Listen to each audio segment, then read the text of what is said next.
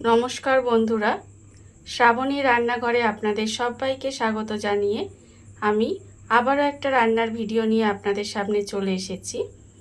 আজকের আমি আপনাদের নিরামিষ ঢ্যাঁড়সের একটা রেসিপি করে দেখাবো, যেটা খেতে ভীষণ ভালো হয়।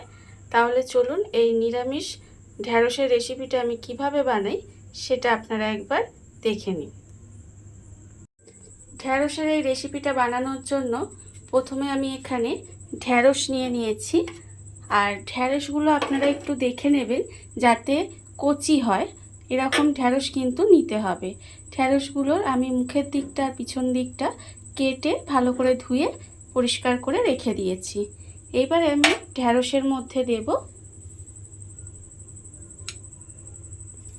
অল্প একটু নুন, আর আমি দেব অল্প সামান্য একটু হলুদ গুঁড়ো, আর দেব একটু লঙ্কার গুঁড়ো, আর আমি এর মধ্যে দেব 1 চামচ সর্ষের তেল, আর আমি দেব 1 চামচ বেসন। এবারে সমস্ত কিছু খুব ভালোভাবে ঢ্যাঁড়সের মধ্যে মাখিয়ে নিতে হবে। সমস্ত উপকরণগুলো ঢ্যাঁড়সের মধ্যে খুব ভালোভাবে মাখিয়ে রেখেছি। এইবারে এটাকে আমি 10 মিনিটের মতো রেস্টে রেখে দেব। ঢ্যাঁড়সের মধ্যে মশলা মাখিয়ে 10 মিনিটের মতো রেস্টে রেখে দিয়েছিলাম। আমার 10 মিনিট হয়ে গেছে। আর অন্যদিকে আমি গ্যাসটা অন করে একটা কড়া বসিয়ে দিয়েছি। এইবারে আমি এর মধ্যে দিয়ে দেব সর্ষের তেল। এখানে আমার প্রায় 3 চামচের মতো সর্ষের তেল দিলাম। এইবারে তেলটাকে প্রথমে একটু গরম হতে দিতে হবে। তেলটা আমার এখানে গরম হয়ে গেছে। এইবারে আমি তেলের মধ্যে দিয়ে দেব যে ঢ্যাঁড়সগুলো আমি এখানে মশলা মাখিয়ে রেখে দিয়েছিলাম, সেই ঢ্যাঁড়সগুলো তেলের মধ্যে দিয়ে দিলাম। দিয়ে এবার ঢ্যাঁড়সগুলোকে আমি একটু ভেজে নেব।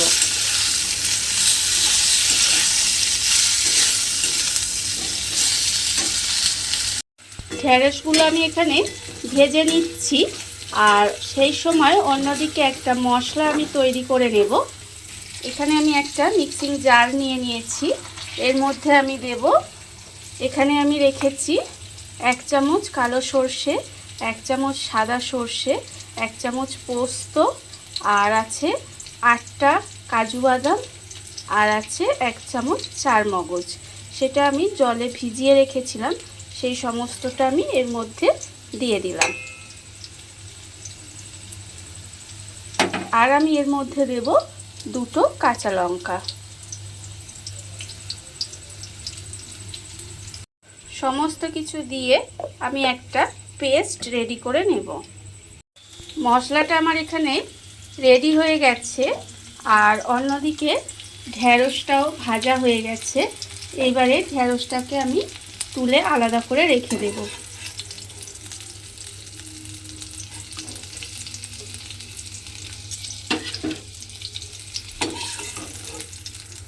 ঢ্যাঁড়সটা আমি ভেজে এখানে আলাদা করে তুলে রেখে দিয়েছি।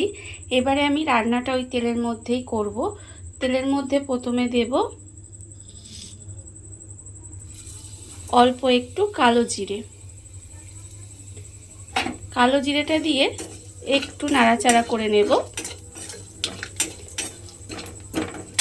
এইবারে আমি এর মধ্যে দেব যে মশলাটা আমি এখানে বানিয়ে রেখেছিলাম, সেই মশলাটা আমি এর মধ্যে দিয়ে দেব। মশলাটা এর মধ্যে দিয়ে একটু আমাকে মশলাটা কষিয়ে নিতে হবে। মশলাটা আমি এর মধ্যে দিয়ে ভালোভাবে একটু কষিয়ে নিয়েছি। এইবারে আমি এর মধ্যে দিয়ে দেব আন্দাজ মতো নুন, আর আমি দেব 1/2 চামচ মতো হলুদ গুঁড়ো, আর দেব 1/4 চামচ মতো লঙ্কার গুঁড়ো, আর আমি দেব এর মধ্যে স্বাদের জন্য অল্প সামান্য একটু চিনি দিয়ে আবারও কিন্তু মশলাটাকে আমাকে একটু কষিয়ে নিতে হবে।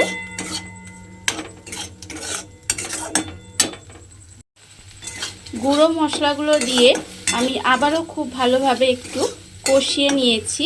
এইবারে আমি এর মধ্যে দিয়ে দেব টক দই। এখানে আমি 2 চামচ মতো ফ্যাটানো টক দই রেখেছি, সেই টক দইটা আমি এর মধ্যে দিয়ে দিলাম। দিয়ে আবারও একটু ভালোভাবে মশলার সঙ্গে মিশিয়ে কষিয়ে নিতে হবে। আর আমি এর মধ্যে দিয়ে দেব অল্প একটু মিক্সি ধোয়া জল। জলটা আমি এর মধ্যে দিয়ে দিলাম। দিয়ে এবারে এটাকে আমাকে একটু রান্না হতে দিতে হবে। মিক্সি ধোয়া জলটা দিয়ে আমি মিনিট 5 মতো রান্না হতে দিয়েছি, আর তার ফলে গ্রেভিটা কিন্তু অনেকটাই ঘন হয়ে গেছে। এইবারে আমি এর মধ্যে দিয়ে দেব যে ঢ্যাঁড়সটা আমি এখানে ভেজে রেখে দিয়েছিলাম, সেই ঢ্যাঁড়সটা আমি এর মধ্যে দিয়ে দিলাম। ঢ্যাঁড়সটা এর মধ্যে দিয়ে খুব ভালোভাবে একটু মিশিয়ে দিতে হবে। মিশিয়ে গ্যাসটা কমিয়ে আমি ঢাকা দিয়ে কিছুক্ষণ রান্না হতে দেব, যাতে ঢ্যাঁড়সটা খুব ভালোভাবে সেদ্ধ হয়ে যায়। ঢ্যাঁড়সটা দিয়ে গ্যাসটা কমিয়ে আমি ঢাকা দিয়ে প্রায় 5 থেকে 7 মিনিট মতো একটু রান্না করে নিয়েছি। এর ফলে রান্নাটা দেখুন প্রায় আমার রেডি হয়ে গেছে। এইবারে আমি এর মধ্যে দিয়ে দেব ওপর থেকে অল্প একটু কাসুরি মেথি ছড়িয়ে দিলাম। দিয়ে খুব ভালোভাবে মিশিয়ে দেব। দিয়ে আমি গ্যাসটা অফ করে দেব। আমার রান্না রেডি হয়ে গেছে। দেখুন বন্ধুরা, খুব সামান্য কিছু উপকরণ দিয়ে কত সুন্দর একটা নিরামিষ ঢ্যাঁড়সের রেসিপি তৈরি হয়ে গেছে। আপনারা দেখতেই পেলেন। এটা আপনারা যে কোনো নিরামিষ দিনে বাড়িতে বানিয়ে দেখতেই পারেন, ভীষণ ভালো খেতে হয়। আর এই ভিডিওটা যদি আপনাদের ভালো লেগে থাকে তাহলে লাইক করবেন, কমেন্ট করবেন আর সাবস্ক্রাইব করবেন আমার চ্যানেলকে। আজ এই পর্যন্ত, নমস্কার।